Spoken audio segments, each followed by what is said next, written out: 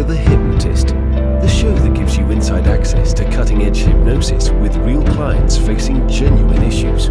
Brought to you by the hypnotherapist demanded by celebrities, CEOs, and even royalty, Adam Cox. These recordings took place live from Adam's clinic in London's world-famous Harley Street.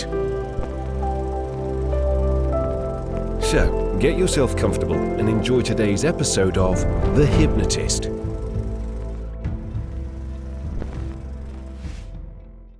Hi, it's Adam here. This is a hypnosis session all about resilience and re-evaluation, both very important things. Resilience is the, let's say, emotional capacity to deal with difficult things. Life is easy if it's easy. If every day, things are not challenging, you get what you want, people are nice to you, no difficulties, no problems, it's fairly easy to feel resourceful because there's not many challenges going on. When you really need resilience is that when things are challenging, and that might be financially challenging or career challenging or relationship challenging, or you might have a health scare, that's when you really need resilience. And this client I was working with was going through difficulties in their marriage, but also in their business. And the rapids that you're going to hear in this metaphor represent the challenging period. The second part of this session is about reevaluation. Now, one of my favorite questions is the question, knowing everything that I now know, would I still choose to do what I'm doing now? And why it's such a good question is it gives you permission to reevaluate based on how things are, not how they were at a different point in time. And the client that I was working with was in a marriage that at one point clearly was very, very desirable. They were absolutely committed to that marriage. They wanted it more than anything else. And it was the right decision for them to make at that point in time. But sometimes things can happen in a relationship where people hold on to things that can make them bitter or resentful or angry or hurt. And that can change power dynamics.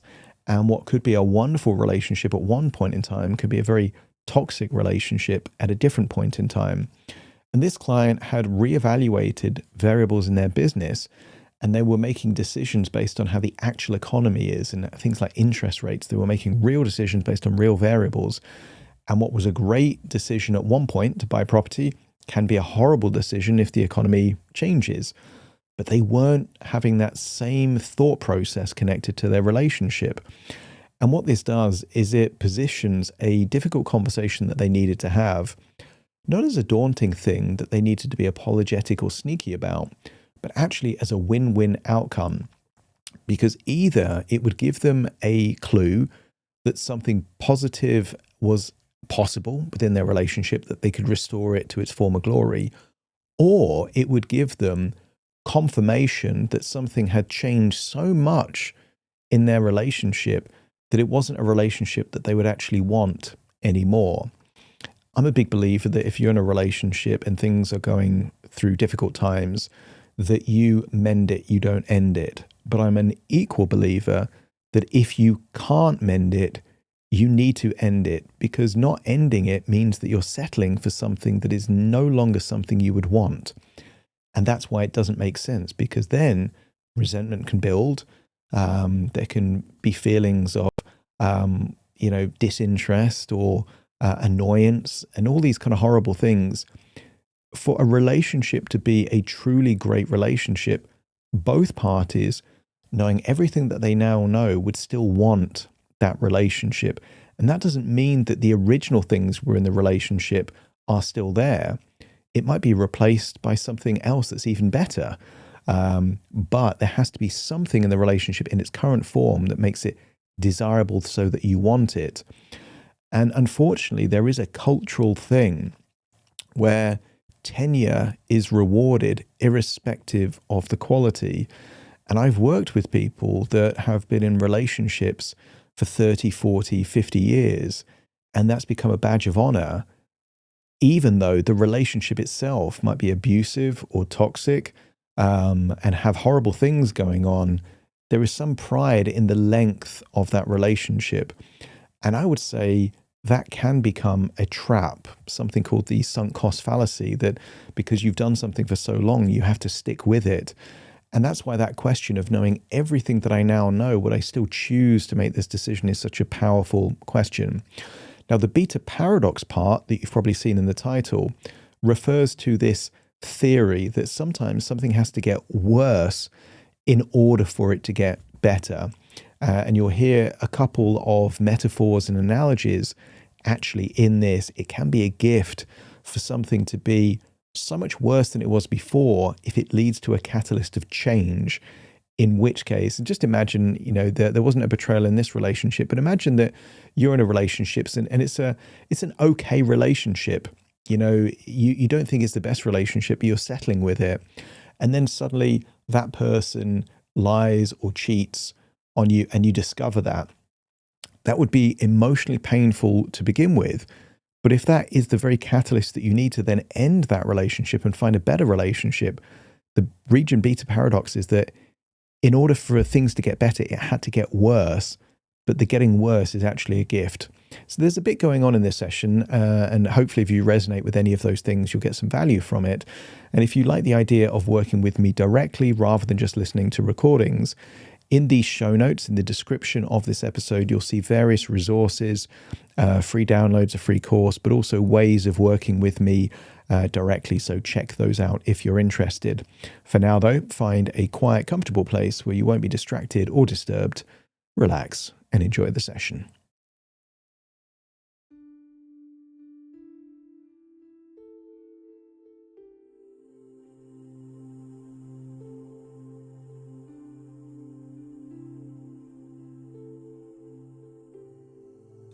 Take a deep breath in.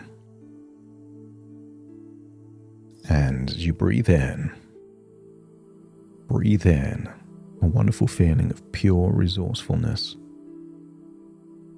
And as you exhale, just imagine a release valve on certain emotions that have been kept bubbling below the surface. Any anger, any stress, any tension, any sadness, just allow it to be released there on that outward breath. Breathing in that resourceful feeling of calm and relaxation, and exhaling, allowing what needs to be released to be released. Breathing in what's necessary and useful, and exhaling anything that isn't. That's it. And the deeper you breathe, the more relaxed you feel. And the more relaxed you feel, the deeper you breathe. As your body relaxes, your imagination awakens. And I want you to imagine a wonderful, calm stream. And I want you to imagine that calm stream as a boat. And maybe you've heard that nursery rhyme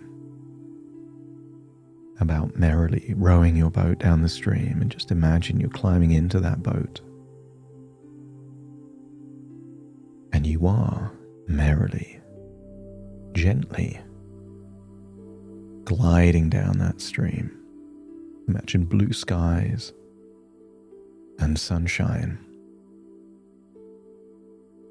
And I want you to feel how comfortable, how pleasant, how relaxed you feel in that boat, on that stream. And just imagine it's like that for a while. Gentle, comfortable, easy, no conflict, no stress, no difficult decisions, just gently rowing that boat down the stream. But I want you to imagine that something changes. Just imagine the blue skies start getting cloudy, and the white clouds turn to dark clouds, and the gentle breeze turns into a gust of wind, And just imagine that gentle stream starts to find a gradient. That gentle stream starts turning into gentle rapids and then more rigorous rapids. And I want you to feel that while you are happy in those smooth conditions, there is something about this more challenging environment that brings out something powerful within you. That part within you that has gone through difficult things. Life hasn't been easy, but it has made you capable. They say it's better to be a warrior in the garden than a gardener in the war. It's better to have the resources and the capabilities and not need them than to not have them and really need them. And as you imagine navigating those rapids while under rainstorms and winds and clouds, I want you to get the sense this is temporary. You have absolute belief that you can navigate this difficult terrain. You've done it before. You've done it again. You know you'll do it again, which is why it feels like it's already been done. You can anticipate the relief afterwards, knowing difficulties are manageable. And I want you to get a sense of what it would look like, perhaps in your business or your relationship, on the other side of these difficult rapids. Wouldn't it be the case that you would appreciate those calm waters on the stream and that sunshine all the more after having navigated the rapids? If it was just smooth sailing all the way, a part of you would feel bored. It would be easy, but it wouldn't challenge you. That part within that is capable, resilient, tenacious, decisive, that part welcomes the storm, embraces the rapids, likes the challenge. And I want you to imagine you're now back on those smooth waters. And I want you to think about how things change. That a good decision at one point in time can be a bad decision at a different point in time. Statisticians call it variable change. That as things change, the numbers change. You've seen that in property, in stocks, in different investments. What's an excellent decision in one set of circumstances is a horrible decision in another, even if the asset is identical. The same is true with a relationship.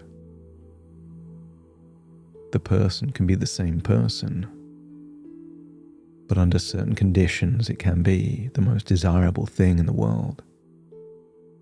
And in other conditions, something you wouldn't want even if it was offered. I want you to get a sense that some people feel trapped, controlled, coerced. But sometimes it's all based on a premise, and that premise used to be true but is no longer true. And I want you to wonder what would happen if you reevaluate something, you look at it with fresh eyes, by asking yourself the question, knowing what I now know, would I choose what I chose before, now? Would you create that trust fund? Would you make that proposal? Would you make certain decisions? One line of questioning leads to regret. Another leads to liberation. True courage is not being a prisoner to decisions of the past. True courage is being willing to reevaluate big decisions to make sure that the original thesis still stands true. You've done that in investing. You made a decision based on a fundamental idea, and if that idea changes, the decision behind it changes too. And I want you to go back in time now to the very early days of that relationship as an observer. I want you to observe the tonality in conversations. I want you to observe qualities perhaps like love, kindness, consideration, respect. Don't change the past, just see it as it was, as an observer. And I want you to imagine meeting that version of you when a decision was made to commit to that relationship. And just imagine meeting that version of you for a coffee or a drink or a meal. Maybe an Italian. Just imagine they're that age, you're your age. And ask them, what is it about this person that is so desirable? What is it about this person, this relationship that makes you want to commit to it? No need to sway them or steer them, just listen. Listen to what was true then. And then ask them. Ask them before they're in that relationship. What would have to happen for them to change their mind? Not quitting, not bailing, just to reevaluate because actual things have changed. Give them scenarios that you know are possible in the future. Ask them in advance, if this was to happen, would it be okay? Because sometimes things change so slowly that what you wouldn't tolerate if it happened all at once is tolerated if it happens over a period of time. And there's a story that if you put a frog in cold water in a pan and slowly heat it, the frog doesn't notice the rising temperature until that frog boils alive. But interestingly, if the same frog was put already into a hot pan, it would immediately jump out. What would be intolerable if it happened immediately is tolerated if it happened just over a slower period of time. And what if this wasn't a trap, a prison? What if it was freedom? When you feel like you have nothing to lose, it gives you the power to choose. And I want you to think of something specific. almost the perfect test to evaluate if this thing that you have is still something you want. I want you to imagine a conversation that you instigate. Imagine seeing that version of you, instigating that like you're seeing someone else. And I want you to see you confidently, articulately initiating that conversation. No upward inflection, asking for permission, calmly, confidently, bringing up a difficult conversation respectfully, politely, and yet firmly. And I want you to see there is a twinkle in that eye of yours. You are not daunted by this conversation because you know there is a way of thinking about this conversation that rather than feeling like a lose-lose, it's a win-win. That version of you knows that if something important to you is acknowledged, listened to, respected, it's a wonderful sign that things that you value in the relationship are still possible, which is a win. But it's also a win if your wishes, your needs, your thoughts, your feelings are disregarded. And as you observe, I want you to think, why would that be a win?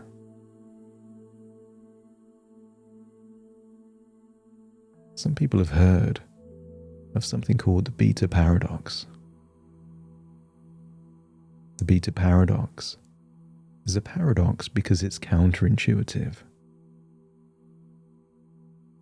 Just imagine someone working at a mildly unfulfilling job. They work at that job for years, and then suddenly, overnight, they get a toxic boss. Horrible, mean. They would have stayed at that job for years, but the moment it got worse, they feel galvanized to quit. And things get worse before it gets better. And a year later, they're grateful for that toxic boss. Or perhaps it's the distance between one place and another place that paradoxically, if it's just far enough that someone walks, they walk. But if it gets further, they drive and they get there quicker. Part of your mind knows that you can reevaluate whenever you choose, and that sometimes something being awful is the very gift you wanted or needed it to be. And I want you to see that version of you where it is genuinely a win-win. You don't care what the outcome is, because whatever the outcome is, it empowers you. And sometimes when someone feels confident and empowered, the person that's been bluffing all of this time realizes that their bluff has been called, and that very strong hand gets folded because it was never a strong hand, only the perception of one.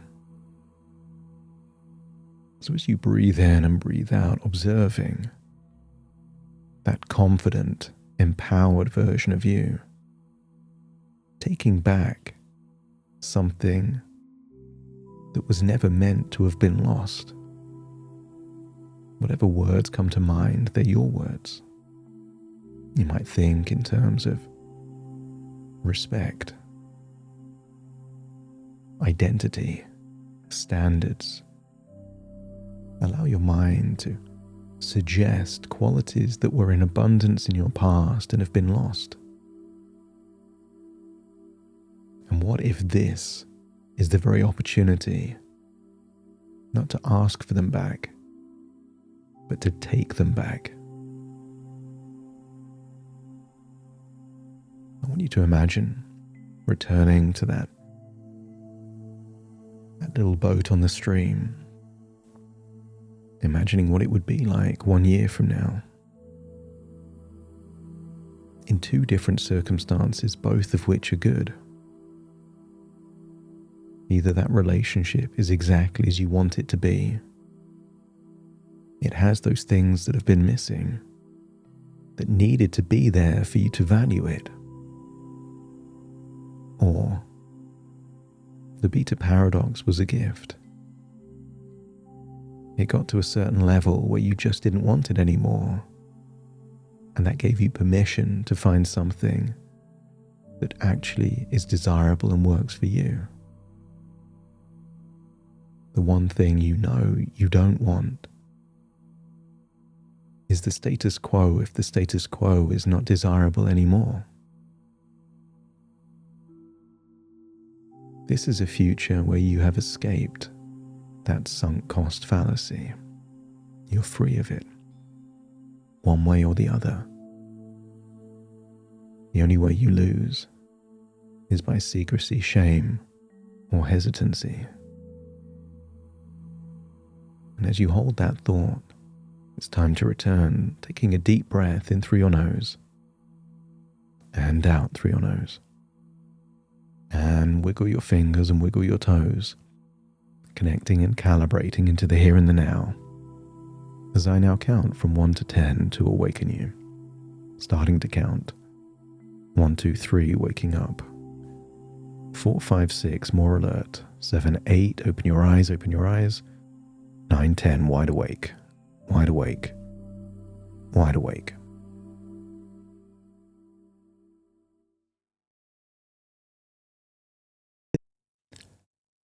Thank you so much for joining me on today's episode of The Hypnotist. If you've enjoyed this episode or got some value from it, please give it a 5-star rating and review. And maybe you know someone that would also benefit from this particular episode, in which case share the episode with them so they can also get the benefit too. And if you would like to listen to this episode where it's just the hypnosis, so no intro, no outro, no explanation, just the hypnosis and completely ad-free, there will be a link in the description where you can subscribe at a very low cost and only get access to the hypnosis. So if that's of interest, please check that out. Thank you again for being a regular listener of The Hypnotist, and I'll see you again soon for more.